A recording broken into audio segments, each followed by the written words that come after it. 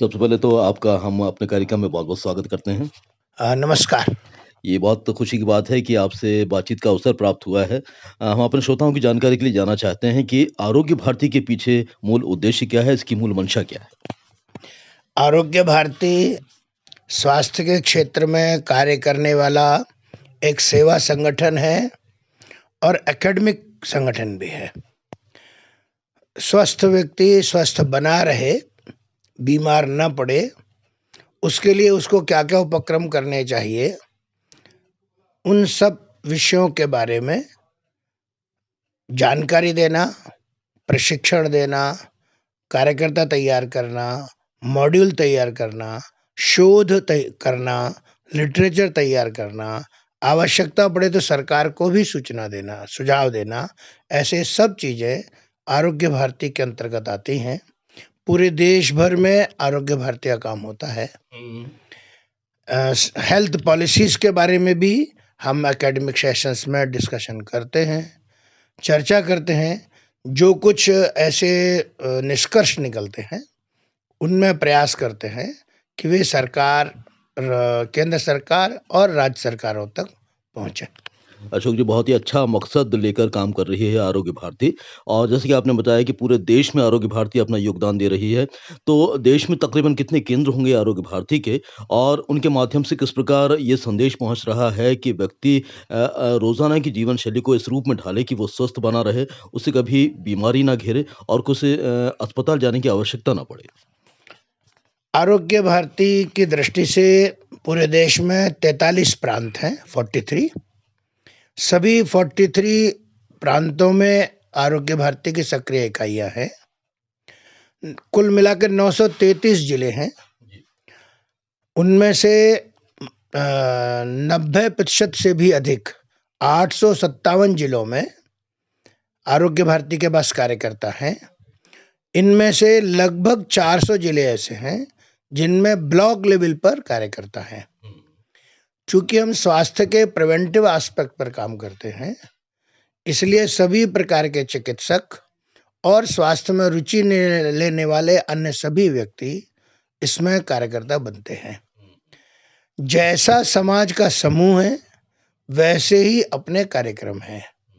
उदाहरण के लिए ग्रामीण क्षेत्र में स्वास्थ्य सेवाएं कम होती हैं, तो वहीं के युवक युवती जो थोड़े पढ़े लिखे हैं, बोल सकते हैं, ऐसे व्यक्तियों का चयन करना, उनको प्रशिक्षण देना, उनको सेवा का भाव जागृत करना और वे स्वयं भी स्वस्थ रहें, अपने परिवार को भी स्वस्थ रखें, गांव को भी स्वस्थ रखें और यह सब काम सेवा के भाव से करें। तो जैसे एक ये काम है, ऐसे 27 काम हैं टोटल मिलाकर। पूरे देश में योग भी है, स्वस्थ जीवन शैली स्वयं भी है, महिला कार्य भी है, चिकित्सा विद्यार्थी कार्य भी है और प्रथमोपचार, वनौषधि प्रचार प्रसार, पर्यावरण, सुपोषण, ऐसे गर्भ संस्कार, किशोरावस्था स्वास्थ्य, 27 अलग-अलग प्रकार के विषय हैं जिनमें आरोग्य भारती यह सब काम करती है और मॉड्यूल तैयार करती है, जिससे सबको दिखा सकें, सिखा सकें। वाक़ई बहुत ही अच्छा प्रयास है आरोग्य भारती का। अच्छा, वार्षिक गतिविधियाँ यदि पूछी जाएँ आरोग्य भारती की, तो उनमें कौन-कौन सी प्रमुख हैं और इनके माध्यम से जनमानस को कितना लाभ पहुँचा है? ये एक मैं आपसे जानना चाहता हूँ। कुछ नियमित गतिविधि है, जैसे मैंने अभी आरोग्य मित्र बताया, जी। तो आरोग्य मित्र का प्रशिक्षण एक बार हुआ तो हर महीने कुछ न कुछ गतिविधि चलती है। योग का प्रशिक्षण हुआ तो दैनिक या साप्ताहिक गतिविधि चलती है। विद्यार्थियों के लिए विद्यालय स्वास्थ्य कार्यक्रम में कुछ न कुछ चलता है, तो हम सप्ताह में, महीने में एक बार उनका प्रबोधन करते हैं, कुछ एक्टिविटी कराते हैं, महिलाओं को इकट्ठा करते हैं, उनकी टोली बनाते हैं, स्वस्थ परिवार, गर्भ संस्कार, किशोरावस्था स्वास्थ्य, ऐसे विषयों के बारे में भी उनको जानकारी देते हैं।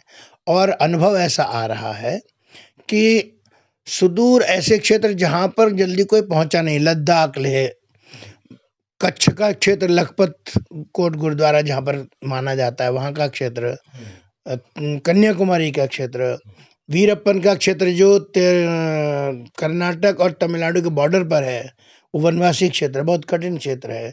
वायनाड केरल और कर्नाटक के बीच में है, वनवासी क्षेत्र बहुत कठिन है आना जाना, तो भी वहाँ पर भी ये कार्य करता है। सब जगह 4 आधार हैं।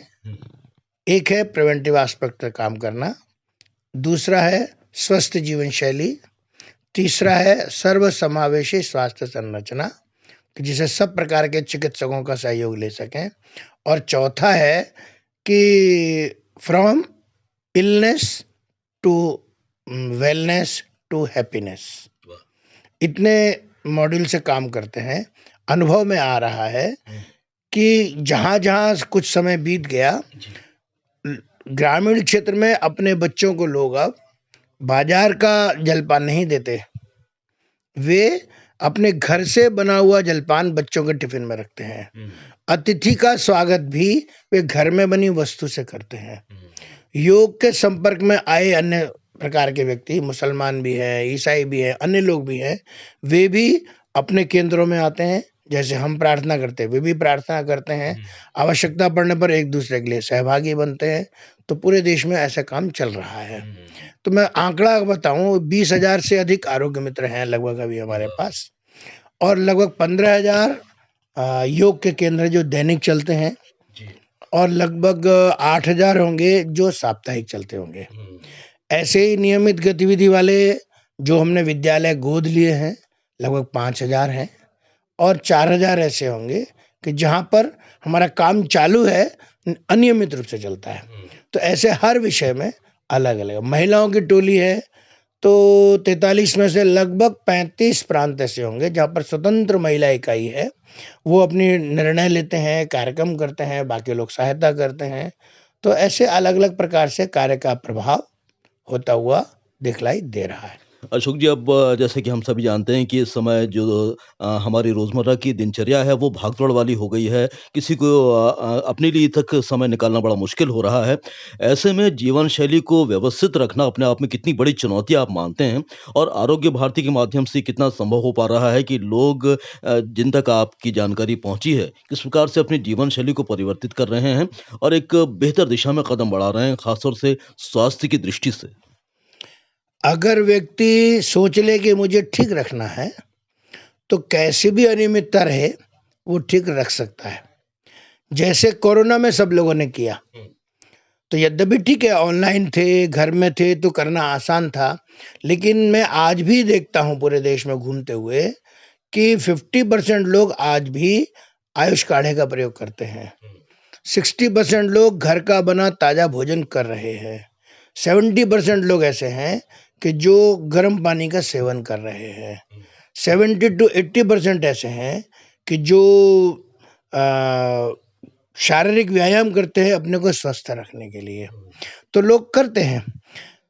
स्वस्थ जीवन शैली ठीक है, हमने कहा कि भाई ब्रह्म मुहूर्त में उठना चाहिए।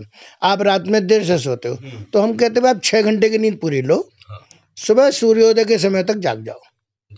सोने के 2.5-3 घंटे पहले आप भोजन कर लो, कुछ न कुछ व्यायाम करो, थोड़ा पानी पियो, रात्रि में सोने के पहले ब्रश करके हाथ मुंह धो करके सोइए। तो जो काम आप कर सकते हैं वो आपको करना चाहिए। विरुद्ध आहार की अगर जानकारी है, तो विरुद्ध आहार का सेवन कर माने पालन करते हुए हम अपने को सरलता से बिना दवा के स्वस्थ रख सकते हैं, परिवार को भी स्वस्थ रख सकते हैं। बिल्कुल सही कहा आपने।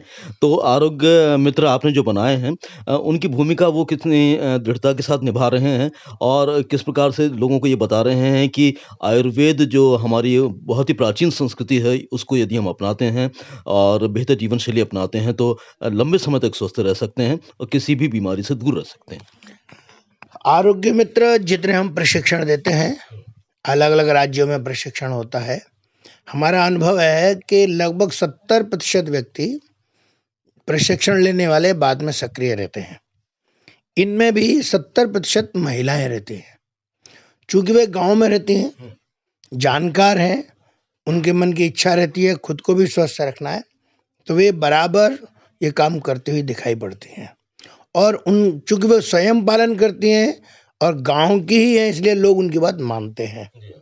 तो इस कारण से हमारा जो कार्य है वो बहुत अच्छे प्रकार से प्रभावी हो रहा है, लोग उसका पालन कर रहे हैं। वैसे ही योग केंद्र है, विद्यालय स्वास्थ्य प्रबोधन, ऐसे बहुत सारे विषय हैं। तो मैंने योग केंद्र का ही अगर उदाहरण लूँ, तो योग कराने वाला व्यक्ति योग करता भी है, दिन भर अपने को सक्रिय भी रखता है, वो सेवा के भाव से करता है। इसका मतलब अपना दूसरा कोई ना कोई काम करता है आर्थिक व्यवस्था के लिए, तो वो करते हुए सभी के समान ही रहता है। एक्स्ट्रा में वो योगासन का काम कर रहा है, तो वो सेवा के भाव से भी कर रहा है, सबको दिखाई भी दे रहा है कि वो अकेले वही नहीं कर रहा है, उसके परिवार में भी उसका प्रभाव हो रहा है, उसके वर्किंग प्लेस पर भी प्रभाव हो रहा है, और जहाँ केंद्र चल रहा है उसके आसपास भी प्रभाव हो रहा है।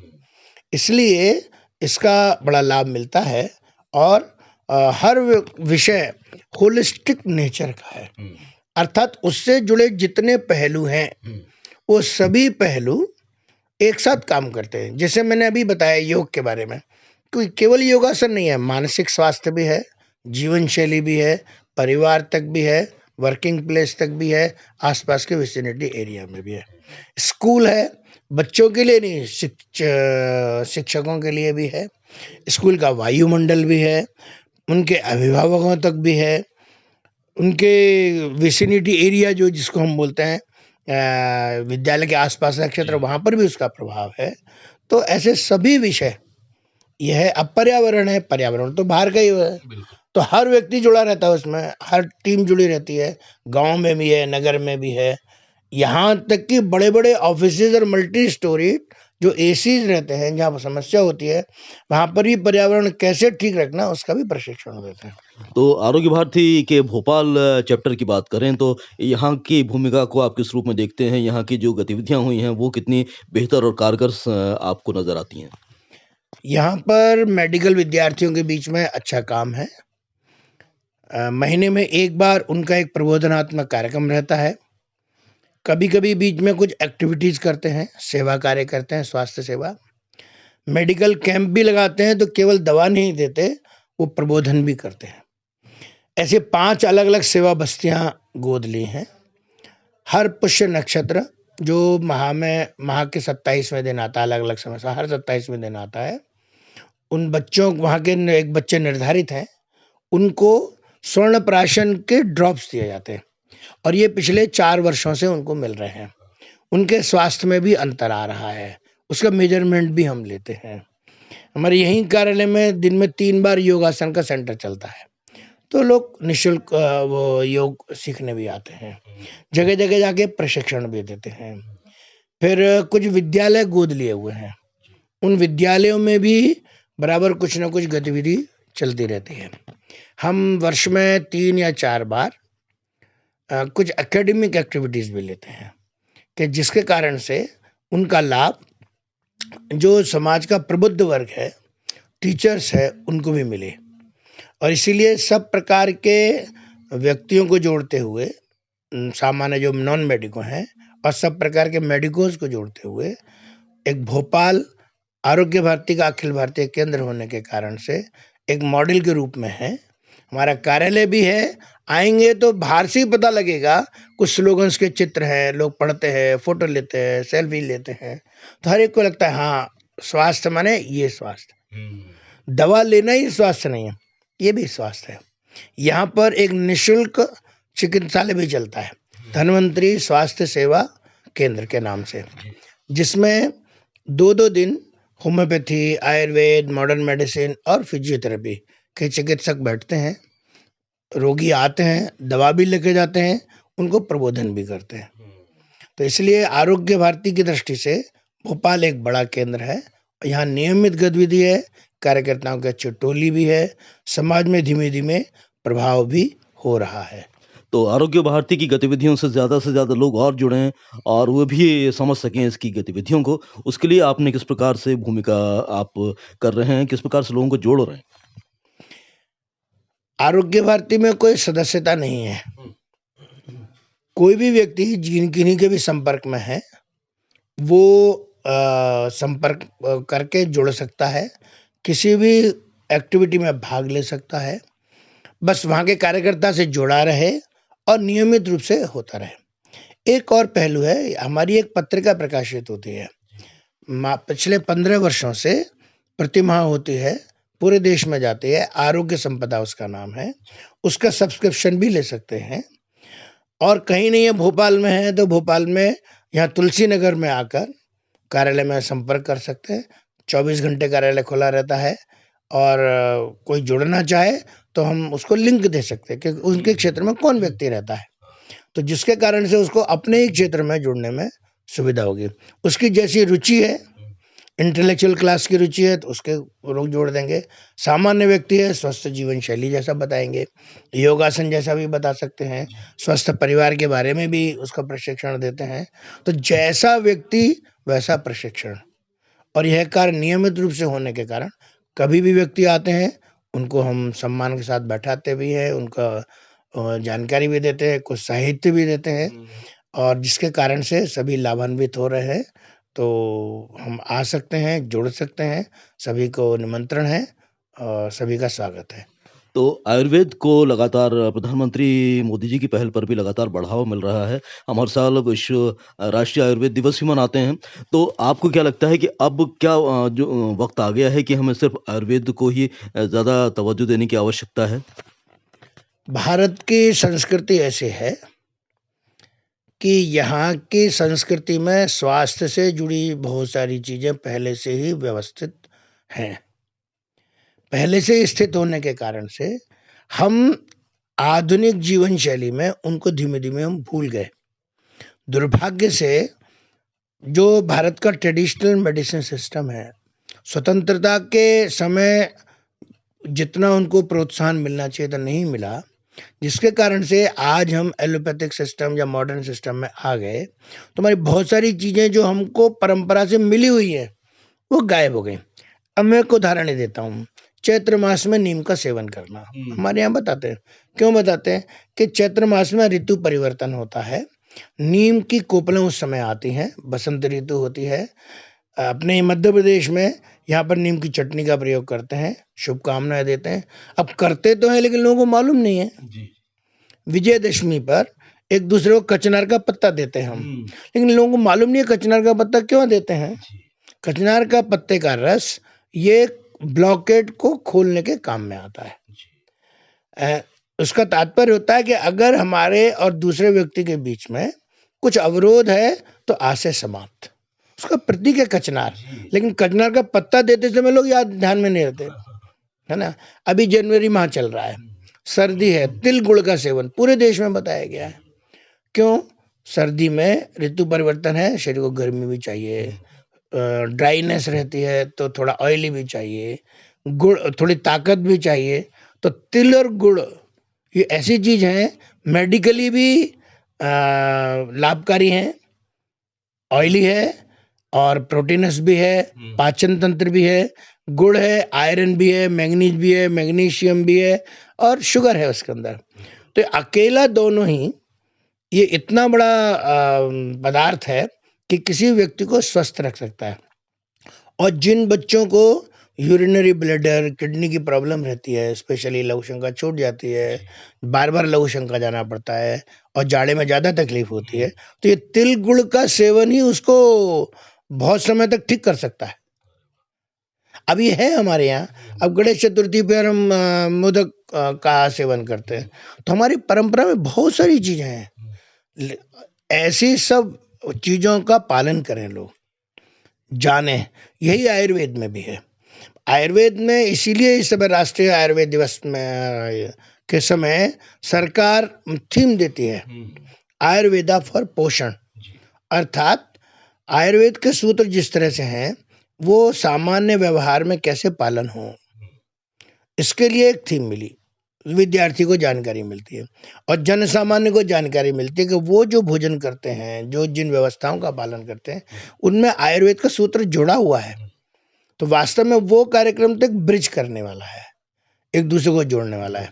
वर्तमान में पिछले 10 वर्षों से आयुष पद्धतियों को प्रोत्साहन मिला है। 9 नवंबर सन 2014 को आयुष मंत्रालय की स्वतंत्र स्थापना हुई और केंद्र सरकार और राज्य सरकारों के प्रश्न के कारण से अभी स्थिति है कि जहां 2014 में 700 करोड़ रुपए बजट का अलॉटमेंट हुआ, पिछले वाले 1 फरवरी के बजट में 3,712 करोड़ रुपए केंद्र सरकार ने अलॉट किया। रिसर्च के लिए बड़े संस्थान भी तैयार किए, अभी और तैयार हो भी रहे हैं। रिसर्च करें लोग, इसके लिए फंड्स भी अलॉट किए। कॉलेजेस की गुणवत्ता भी बढ़ाई, उनकी संख्या भी बढ़ाई जा रही है। केवल आयुर्वेद नहीं, तो होम्योपैथी, यूनानी, सिद्धा, योग, नेचुरोपैथी, सोवा रिंगपा, सब पद्धतियों को प्रोत्साहन मिल रहा है। इसीलिए उसको आयुष नाम दिया। सबको प्रोत्साहन मिल रहा है और इसीलिए आगे आने वाला समय ये स्वास्थ्य की दृष्टि से बहुत रिवोल्यूशनरी है। कितना रिवोल्यूशनरी है कि आज वर्ल्ड हेल्थ ऑर्गेनाइजेशन भारत सरकार को इसी विषय पर बहुत सपोर्ट करता है, क्योंकि कोरोना में देख लिया उन्होंने। और भारत सरकार का आयुष मंत्रालय भी वर्ल्ड हेल्थ ऑर्गेनाइजेशन को सहायता करता है। तो मुझे लगता है आने वाले समय में व्यक्ति आधारित जब चिकित्सा पद्धति होगी, पेशेंट सेंट्रिक, तो सभी चिकित्सा पद्धतियों की विशेषताओं का उपयोग हो सकेगा। उसमें एलोपैथी भी है, आयुर्वेद भी है, होम्योपैथी भी, सब पद्धति है। और रिकवरी फास्ट होगी, उनका खर्चा कम होगा और पैसा जो बचेगा वो देश के विकास में काम आएगा, उनके अपने विकास में काम आएगा। तो प्रधानमंत्री जी की सोच बहुत अच्छी है। इस समय उसी को नाम दिया उन्होंने इंटीग्रेटेड हेल्थ सिस्टम, उसकी ओर बढ़ रहा है। आगे जब कभी ये सबके सामने होगा तो आएगा। बिल्कुल, बहुत अच्छा लग रहा है अशोक जी आपसे बात करते हुए। अब चूँकि हमारे कार्यक्रम का समय सीमित है, अब हम समापन पर बढ़ रहे हैं। तो सभी जानते हैं कि हेल्थ इज़ वेल्थ, स्वास्थ्य ही धन है। और जब आपसे बातचीत हुई है, आरोग्य भारती के राष्ट्रीय संगठन सचिव होने के नाते आप अपना महत्वपूर्ण योगदान दे रहे हैं। तो चलते-चलते आप हमारे सुनने वालों को संदेश क्या देना चाहते हैं? निरोग रहें, स्वस्थ रहें, कैसे रहें? एक इस निवेदन करता हूँ सभी से, प्रातःकाल यथा सब जैसे भी संभव हो सूर्योदय के समय तक जाग जाए, कुछ न कुछ व्यायाम करें। नहीं कर पाते पैदल चलें, सीढ़ी चढ़े, लिफ्ट से बचा सकते हैं। भूख लगे तभी भोजन करें, ऋतु अनुसार भोजन करें, अपने आसपास के वायुमंडल को स्वच्छ रखें, अपना सोच को सकारात्मक रखें, तो वे स्वयं स्वस्थ रहेंगे, दूसरे को भी स्वस्थ रख सकते हैं। सभी स्वस्थ रहें, प्रसन्न रहें, ऐसी शुभकामनाओं के साथ नमस्कार। बहुत-बहुत धन्यवाद। आपसे बहुत अच्छा मौका मिला बातचीत का और उम्मीद करते हैं कि आपने जो बातें कही हैं उसको सुनने वाले ज़रूर आत्मसात करेंगे और खुद को स्वस्थ रखेंगे, साथ ही देश के विकास में अपना योगदान दे सकेंगे। इतना समय देने के लिए अशोक जी आपका बहुत-बहुत धन्यवाद। धन्यवाद।